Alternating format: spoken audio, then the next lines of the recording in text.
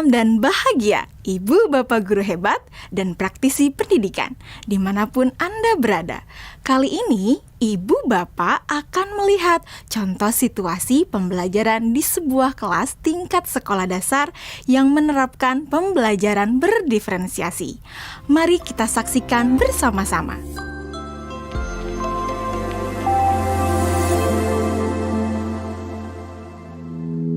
Organ tubuh manusia. Minggu ini, Pak Kasim ingin mengajar sebuah materi tentang cara kerja salah satu sistem organ tubuh manusia, yaitu sistem pencernaan.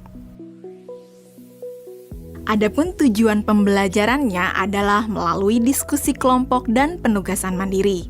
1. Murid dapat menjelaskan fungsi organ pencernaan pada manusia. Kedua, murid dapat membuat model dan menunjukkan cara kerja sistem pencernaan manusia. Sebelum pembelajaran dilakukan, biasanya saya akan melihat tujuan pembelajaran atau target apa yang akan saya capai pada hari itu. Setelah itu, saya melihat data atau informasi terkait murid-murid saya untuk menentukan strategi pembelajaran yang tepat dan penilaian yang sesuai. Saat merencanakan pembelajaran, Pak Kasim mempersiapkan beberapa sumber belajar yang menurutnya akan membantu murid-muridnya belajar sesuai dengan kebutuhannya. Sumber daya belajar yang disiapkan diantaranya adalah sebuah poster, berbagai bacaan yang memuat pembahasan tentang bagaimana organ pencernaan bekerja dari beberapa sumber. Ada yang berupa beberapa buku bacaan dengan tingkat kesulitan berbeda-beda, artikel sederhana, mengunduh sebuah video singkat yang sesuai dengan apa yang ia ingin anak-anak pahami, membuat kartu-kartu pertanyaan untuk membantu murid mengkonstruksi sendiri pemahaman mereka tentang cara kerja sistem organ pencernaan dengan menjawab pertanyaan. Sumber belajar yang beragam ini tentunya tetap sesuai dengan tujuan pembelajaran yang ingin dicapai atau dengan kata lain mengimplementasikan diferensiasi konten.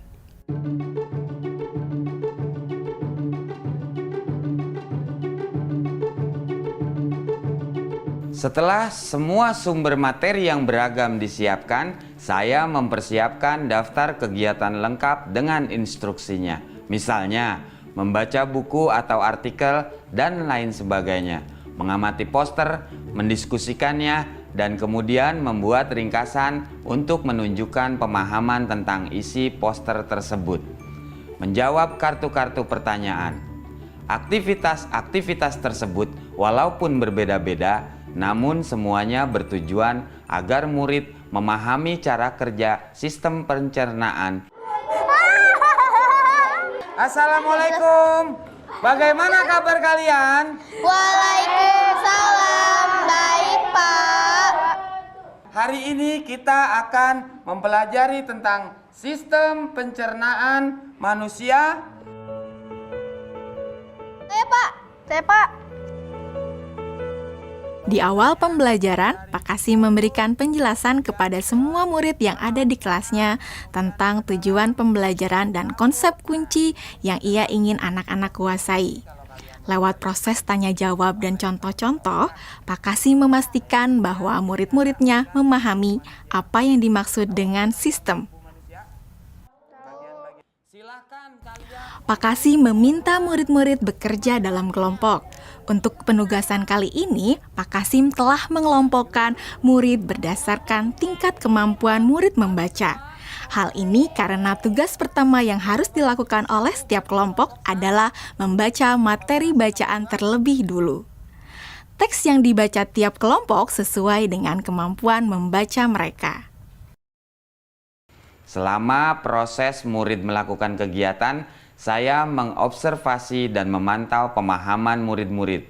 Saya mendatangi tiap kelompok, mengajukan pertanyaan, dan memberi pertanyaan lanjutan kepada murid-murid yang memerlukan bantuan atau perlu diberikan tantangan lebih. Saya juga membuat catatan-catatan penilaian selama proses ini. Setiap jawaban murid, pertanyaan murid, saya perhatikan dan menggunakan informasi ini untuk menyesuaikan tingkat bantuan yang akan saya berikan pada murid atau berdiferensiasi proses. Sistem pencernaan adalah serangkaian jaringan organ yang bekerja untuk mencerna makanan. Organ pencernaan antara lain meliputi mulut, kerongkongan, lambung, usus kecil, usus besar, rektum, anus.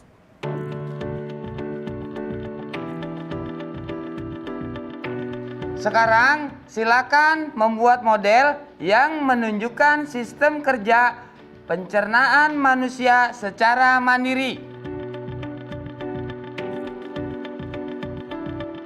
Selama proses murid-murid membuat model sistem pencernaan, Pak Kasim berkeliling melihat pekerjaan murid untuk mengetahui sejauh mana pemahaman murid.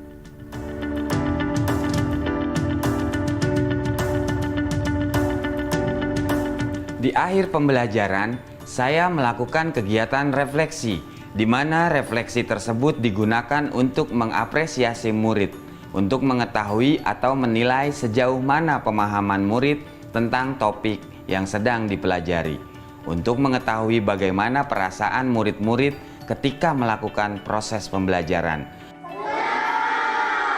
Agdas, Senang, Pak. Arjuna, Senang, Pak. dan tentunya semua ini dapat menjadi informasi bagi saya untuk mengembangkan proses pembelajaran selanjutnya. Ibu dan Bapak guru hebat, demikian video singkat salah satu contoh penerapan pembelajaran berdiferensiasi di jenjang sekolah dasar. Tetap semangat, Ibu dan Bapak guru hebat. Salam dan bahagia.